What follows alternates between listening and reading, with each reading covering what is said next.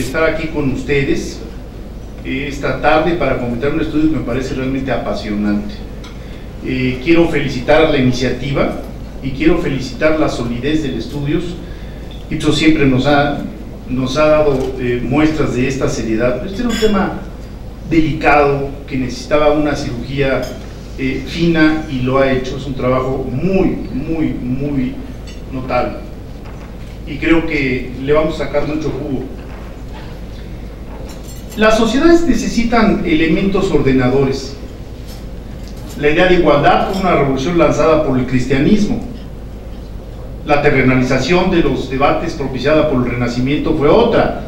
¿Qué decir de los derechos universales como postulado de la Constitución de los Estados Unidos y de los llamados padres fundadores, y por la Ilustración, por la Revolución Francesa en su etapa inicial sobre todo? Pero la palabra ordenador podría subvertir el espíritu de algunos. El ordenamiento al que me refiero no subyuga la libertad de pensamiento, pero sí somete las actuaciones cotidianas a un tamiz de consideraciones. ¿Perjudica o no mi actuación a otro ser humano? ¿Puedo evitar el daño? ¿Por qué actuar de otra manera? ¿Quién o qué me dicta los límites a mis libertades? Norbert Elias, ese gran sociólogo alemán, por cierto, especie en extinción, no me refiero a los alemanes sino a los sociólogos, tuvo un hilo conductor en su pensamiento: las acciones civilizadoras. Hay ideas fuerza, como se les denomina ahora, que guían las actuaciones humanas. Cuando esas ideas propician una convivencia más armoniosa, menos lesiva, sin violencia, sin agresiones, más tolerante, más libre, mayor libertad entre los seres humanos, son civilizadoras. Ahora bien, hablé de ideas, pero también pueden ser principios, dogmas o creencias. Las diferencias pueden parecer sutiles, pues el efecto final podría ser el mismo, pero no lo son. Desde la epistemología, disciplina a la que me dediqué durante casi 20 años, las diferencias son abismales. Los dogmas no son principios. Los primeros son incuestionables y con frecuencia los asumimos sin ser conscientes de lo que implican. La fidelidad matrimonial puede ser un dogma, pero también la diferencia entre las razas. Hay entonces dogmas favorables a los actos civilizadores y otros que no lo son. Reitero, el problema con los dogmas es que podemos acceder a ellos sin siquiera estar conscientes, ya no digamos de sus consecuencias, sino de su razón de ser. Los dogmas se heredan por la transmisión de valores, como lo ha hecho Ricardo, a través de las familias, de las comunidades, pero también se adquieren por la vía de los medios de comunicación y de la cultura en general. Las ideas son en cambio destellos individuales o sociales que cruzan por otro tipo de tamiz. Tengo una idea, lanza alguien desde una esquina y la discusión desata el debate. Las ideas van y vienen. En el terreno inmediato están los principios, intermedio están los principios. Allí el origen es distinto. Un principio se construye. La igualdad de la mujer en todos los órdenes no es un dogma, tampoco es una idea, es un principio que se inculca y se abona hasta que echa raíces y florece. Hace medio siglo, la diferencia entre las razas era la norma en la sociedad estadounidense. Hace 5 minutos desde el punto de vista histórico. Hasta el vocabulario ha cambiado y el vocabulario es la vitrina de los principios. Ya no es políticamente aceptable hablar de razas y menos de la superioridad de unas sobre otras, asunto no tan distante en la historia. Hoy es anatema, lo cual no implica que no existan individuos que creen en esa superioridad. En Estados Unidos hay registradas más de 1000 sociedades del odio, grupos que creen que matar a alguien es un acto justificado por sus dogmas. Hablar de la diferencia entre los géneros es blasfemar. Como todos los ismos, el feminismo puede tener posturas debatibles, por ejemplo, la igualdad a rajatabla no siempre es deseable para las mujeres, puede tener consecuencias funestas, de hecho. Las diferencias son reales y hoy ya se pugna por invocarlas y defenderlas. Los varones no menstruan, no pueden parir, no pueden amamantar, no sabemos ni sabremos lo que implica todo el proceso de procreación. Punto. Podemos tener ideas y principios, pero desconocemos esos territorios.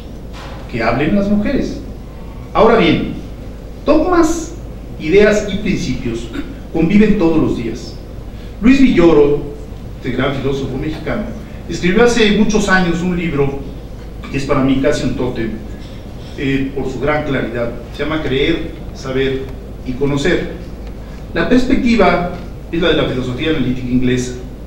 En algunos temas tenemos creencias, pero no sabemos de ellas. Se puede creer en Dios, pero no se puede saber a Dios. En el libro Dios, de Manfred Lutz, que me acaba de regalar Eduardo, se recuerda una expresión popular alemana que es de hecho un paradigma. Un Dios que existe, no existe en absoluto. Es una contradicción de términos. Si existe, no es Dios. De otros asuntos sabemos o creemos saber. Un ejemplo fantástico es el de la medición del tiempo. Los calendarios juliano, gregoriano y otros, como antecedente de la medición astral, desnudan aquello de lo cual creíamos saber. La Iglesia Ortodoxa se tardó siglos para que los creyentes, para modificar sus calendarios, hasta que llegó un momento en donde las fechas de los festejos ya no casaban con lo debido. Lo hizo, insisto, porque las festividades ya no cuadraban con las temporadas en que debían caer. La actual medición, con base en las oscilaciones de Cesio, podrían ser una antigüedad en un par de siglos. ¿Y qué decir del conocer? Uno conoce Roma, pero no sabe Roma. Conocemos lo que no sabemos. Don Edmundo Gorman, en una de sus flechas, como las llamaba Nietzsche, o aforismos, como las llamamos hoy, nos dejó una provocación. Las ideas mueren cuando se convierten en creencias. Las creencias mueren cuando se convierten en ideas. Y ustedes dirán, este señor ya se fue al cerro. Trataré de regresar. Las religiones, las creencias, pueden ser un factor civilizador muy importante, pero no necesariamente lo son. Depende de las consecuencias concretas de los dogmas de fe. Recordemos los conflictos en Medio Oriente, actuales, contemporáneos, para darnos cuenta de que esto también puede ocurrir. Mi impresión es que el impulso inicial de este estudio que hoy se presenta es la búsqueda científica para que los creyentes de México sean agentes civilizadores. Sospecho que algo tuvo que ver don Lorenzo. Un hombre al que admiro y quiero muchísimo, la verdad. El estudio, que no quiere decir que no tengamos nuestras diferencias y nuestras con frecuencia. El estudio que hoy se presenta tiene muchos méritos. El primero es la valentía para contraponer una metodología moderna, las encuestas, cuya utilidad precisamente este país trató de demostrar desde hace 2 décadas, metodología para conocer la actitud, la percepción de las distintas posturas de fe de los mexicanos frente a los asuntos públicos y también sobre las actuaciones públicas. La percepción goza de una fama pública bastante errática. Algunas personas reaccionan diciendo, si es percepción no tiene validez. Me gustaría recordar la expresión de Berkeley, ese gran filósofo inglés de la corriente empirista. Las percepciones son hechos, en tanto que la gente cree en ellas. Si la gente, ese denominador común y arbitrario, cree en las diferencias raciales y actúa en consecuencia, el racismo existe. Si la gente cree en Dios, Dios existe, puesto que la vida cotidiana estará regida por esa percepción, creencia. El Lim Sok se adelantó al Papa Francisco y no creo que haya sido un milagro, sino una actitud. Felicidades por esa actitud. No voy a abrumarlos con cifras, siempre me critican por hacerlo, pero ahí están, ya las vieron ustedes. El estudio es una cruda radiografía de cómo las religiones no están jugando en México el papel civilizador que debieran. Ese es para mí el eje fundamental. Independientemente de las creencias individuales, las actitudes hacia la corrupción, hacia los problemas comunitarios, hacia la bebida y el tabaco, hacia la moral sexual, hacia la pena de muerte, hacia las prácticas esotéricas, hacia la ética familiar o hacia la infidelidad, muestran un relajamiento ético muy preocupante. Esta sugerencia que hizo Ricardo me parece muy importante, de investigar dentro de la familia, porque por ejemplo hay un dato de violencia intrafamiliar en México que demuestra que se comete en todos los hogares y con porcentajes altísimos. Es algo que deberíamos de poner en la agenda, y se practica entonces también en los hogares de católicos y creyentes. Ahora bien, yo soy un liberal, no lo hurto, lo heredo, estoy y estaré a favor de la libertad individual y en contra de limitaciones que no tengan como justificación el daño a terceros, pero nada más reñido con un auténtico liberalismo que el acto de asumir valores éticos y defenderlos en la vida cotidiana. Lo más reñido es entonces el relativismo. Ese es el gran corruptor, no una fe o la otra, el relativismo. Da lo mismo ser infiel que no serlo, da lo mismo aceptar la corrupción que luchar contra ella, da lo mismo involucrarse en la defensa de los derechos civiles que abstenerse. No da lo mismo, no da lo mismo. Si queremos más y mejor ciudadanía, más exigencia en el mejor sentido de la palabra, exigencia hacia las autoridades, pero también hacia nosotros mismos, si creemos que una mejor sociedad solo se logrará con mejores ciudadanos, pues entonces tenemos que revisar y ser críticos, no de nuestras creencias religiosas, los que las tienen, no es mi caso, sino de las consecuencias que esas creencias están teniendo en nuestra vida cotidiana, en nuestra sociedad. ¿Qué mejor manera de confrontar nuestra realidad ética, esa con la cual nos conducimos todos los días, que introducir el termómetro con una encuesta, insisto, muy potente? Así somos, no le hacemos la culpa a los otros. Los problemas de México son producto de los mexicanos, de sus creencias, de su ética o carencia de ella, y en esto las religiones, las iglesias, deben asumir su responsabilidad.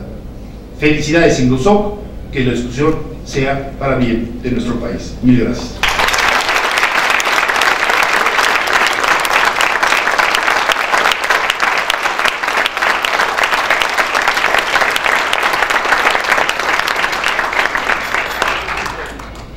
Estas palabras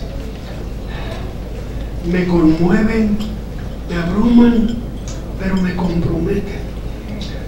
Aquí voy a platicar de algo que es muy importante para nuestro país. Nuestro país está sufriendo un profundo deterioro moral. Nomás hay que ver cómo están sufriendo las instituciones.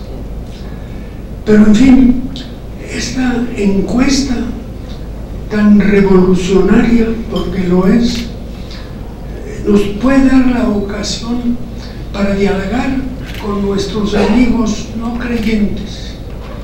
Tenemos que acercarnos unos y otros, tenemos mucho en común. Ustedes han oído que la iglesia es un referente para el público, que le tienen confianza. Entonces tenemos que procurar que nuestra iglesia cada día merezca más esa confianza de la gente. Y yo pienso que tenemos que hacer un esfuerzo por acercarnos a los no cristianos y a los no creyentes. Tenemos en común la preocupación por el hombre, que yo no me acuerdo quién lo dijo, pero que era la mayor gloria de Dios, el hombre, la gloria de Dios. Entonces, teniendo esa base en común tan valiosa, podemos de ahí en adelante construir. Y yo les puedo decir, aprovechando la ocasión, que uno de los mandatos más hermosos, más grandes de la fe cristiana es el amor fraterno. Nos tenemos que querer a pesar de nuestras diferencias, querernos pero de verdad. El amor todo lo vence, hasta nuestras diferencias. Creo que esta encuesta ha servido mucho para provocarnos a pensar sobre nuestra propia fe. Los católicos ya no somos el 90 y tantos % que creíamos. Según dice la encuesta, somos el 72%. Pero de eso, alta religiosidad, mediana religiosidad y baja religiosidad, parece que los de alta religiosidad es el 22%. Somos una minoría, y como toda minoría debemos una minoría activa, donde nuestra propuesta, nuestra convicción, compartirla de verdad. Yo quiero aprovechar esta ocasión en que estamos cerca tantos creyentes y no creyentes que podemos ir mucho más lejos con la ayuda de Dios. Muchas gracias.